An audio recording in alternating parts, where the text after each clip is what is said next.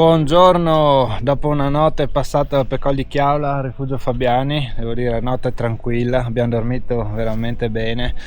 Ci aspetta un'altra tappa, oggi ci dirigiamo esattamente laggiù, verso quelle montagne, verso lo Zermula. Dormiremo stasera proprio ai piedi dello Zermula perché andiamo verso il passo del Cason di Lanza, una tappa media, sono circa 12 km e 570 metri di dislivello positivo, per cui insomma non troppo impegnativa.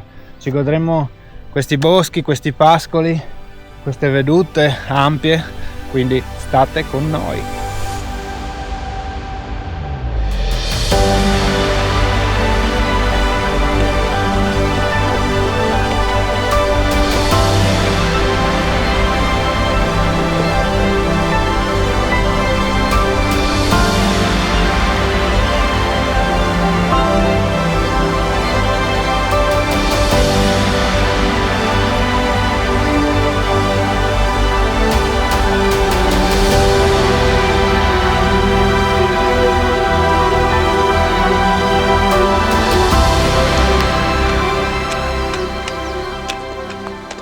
E tra i rododendri in fiore abbiamo con soddisfazione fatto la prima salita della giornata che ci ha portato nell'idilliaco paesaggio di Lodin, una delle tante malghe che punteggiano questa zona di montagna carnica che tra l'altro offre un panorama di livello sulla valle d'Incaroio. Infatti proprio laggiù si intravede una frazione del comune di Paularo e poi man mano che procediamo lo vedremo meglio.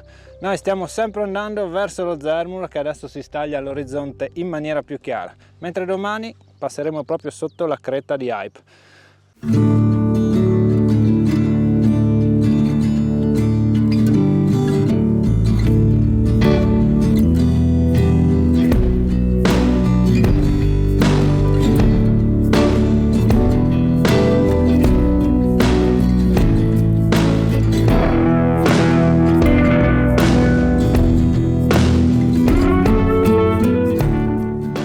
Eccoci qua sul sentiero ricco di spunti e di vedute. Tra l'altro da qua si vede benissimo la forra della Scallas, dove il Chiarzò, il torrente che scorre e che comincia proprio verso il passo del Cason di Lanza, nelle epoche geologiche ha scavato la sua via per arrivare poi verso il mare.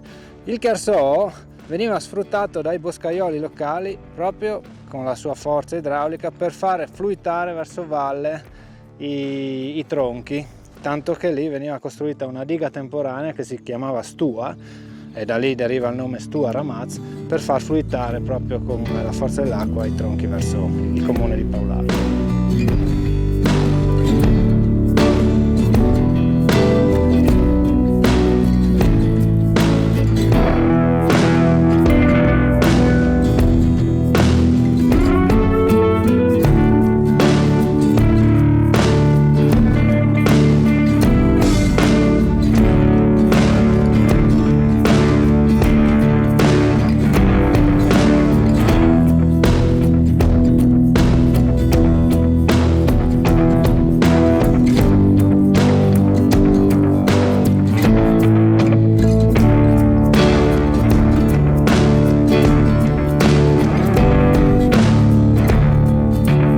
Siamo quasi sulla dorsale della cima Val di Quartis. Questo fu un luogo che nella prima guerra mondiale venne interessato da una battaglia in particolare, perché qua correva proprio la prima linea dell'esercito italiano. Facciamo un focus sulle battaglie dell'Odin e le gesta del capitano Musso con il dottor Pascoli. Nel settembre del 1915 il Monte Lodin divenne teatro di una delle più importanti battaglie delle Alpi Carniche.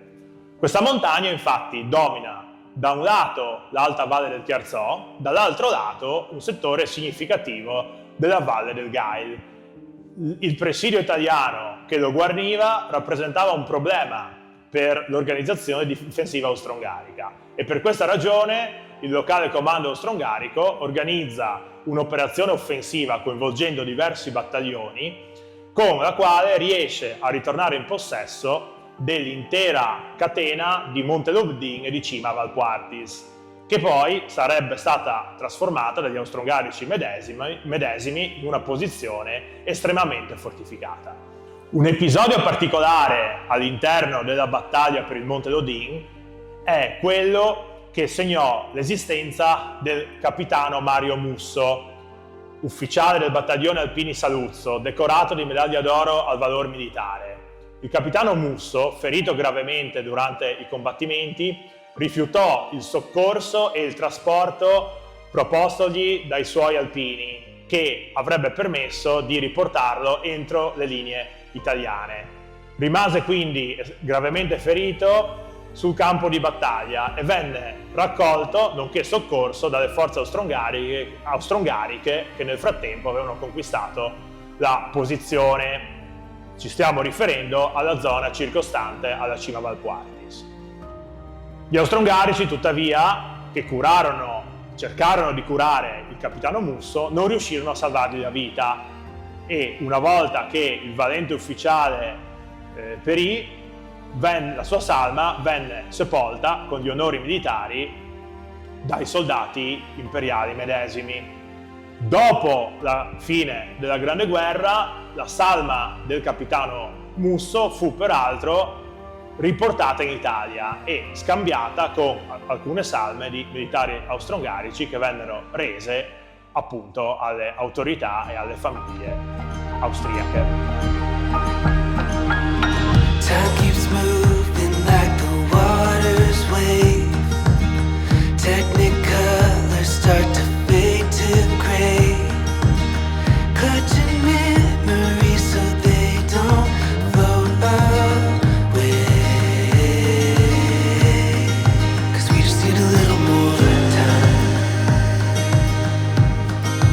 We just need a little more time here. We just need a little more time. We just need a little more time here. We just need a little more time. We just need a little more time here.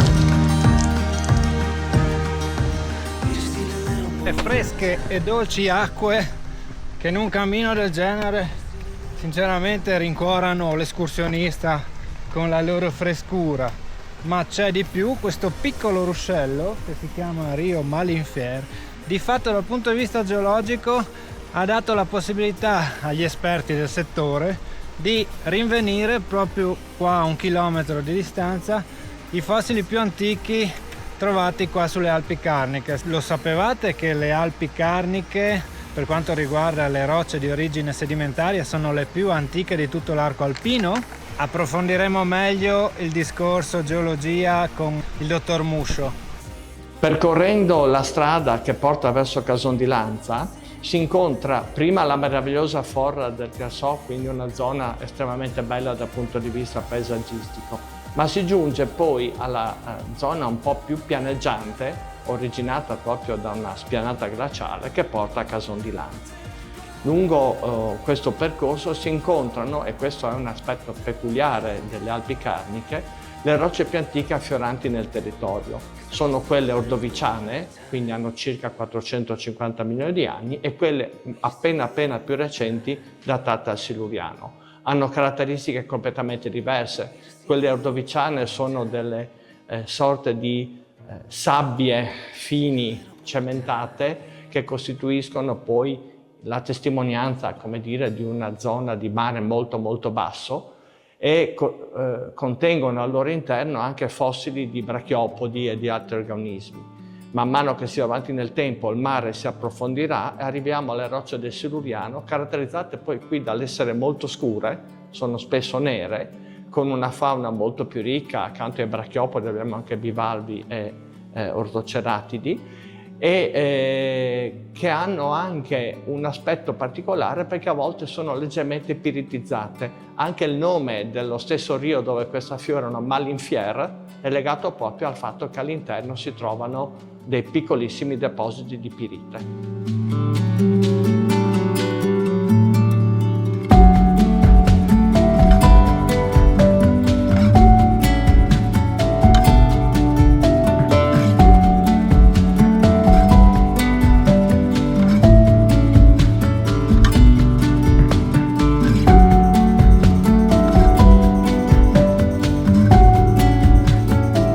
Rodin grande, ultima discesa ci aspetta verso il passo del Cason di Lanza. Questo tratto è quello che percorreremo sul sentiero dei contrabbandieri. Queste cime di fatto tra gli anni 20 e gli anni 60 dello scorso secolo segnavano sì il confine, ma c'era un dedalo di sentieri percorsi dai contrabbandieri, appunto, sia dall'Italia verso l'Austria sia dall'Austria verso l'Italia, per cercare di sbarcare il lunario in maniera un po' più dignitosa. Cosa veniva contrabbandato? Tabacco, sale, pietre focaie, addirittura lame di falce e lame da boscaiolo, delle seghe. Erano sicuramente tempi di miseria, però lo Stato voleva impedire questo commercio illegale, tant'è vero che al Cason di Lanza c'è una caserma che era della Guardia di Finanza, che è la stessa gemella di quella che c'è al passo di Pramosio, quindi a qualche decina di chilometri da qua, e serviva proprio al controllo di questo traffico illegale.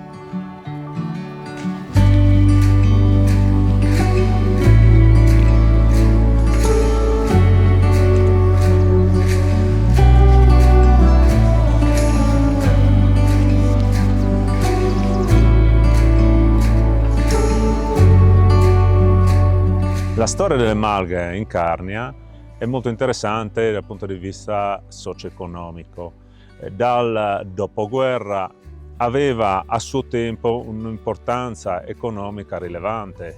Al momento attuale c'è stata negli ultimi 10 anni una rivalutazione delle malghe, soprattutto anche ad interventi della regione, in cui sono state potenziate e valorizzate le malghe per la trasformazione dei prodotti caseari. Nella zona della Carnia vengono utilizzate circa 50 malghe, delle quali almeno una ventina vengono utilizzate per la trasformazione in prodotti caseari del latte prodotto in malga. I pascoli di alta quota hanno una forte biodiversità, di conseguenza piante che crescono sono di diversi tipi e conferiscono al latte prodotto in malga una qualità unica. Il periodo di monticazione, che varia dai primi di giugno fino a fine settembre e a volte si inoltra anche a metà ottobre, dipende molto dalle annualità e perciò dal clima. Ci sono alcune stagioni in cui si inizia la monticazione in anticipo, mentre altre stagioni, quando le nevicate sono abbondanti, si arriva all'inizio dell'alpeggio anche i primi di luglio e magari si può prolungare fino a metà ottobre. L'interesse da parte delle aziende agricole negli ultimi 10 anni è aumentato verso le attività di alpeggio. Al momento c'è una forte ricerca di malghe, si cerca dunque di valorizzare questi prodotti molto importanti sia per un aspetto socio-economico, culturale, ma anche qualitativo, perché la qualità di questi prodotti non si può trovare da altre parti. Ed eccoci, siamo in vista dell'agriturismo Cason di Lanza, all'omonimo passo, quindi fine della tappa. Ringraziamo Alessandro Bonatti per averci dettagliatamente descritto il magico mondo delle malghe di Carnia con le sue tradizioni che abbiamo visto in questa tappa. Quindi restate sintonizzati perché domani cammineremo ancora sulla traversata magnifica carnica.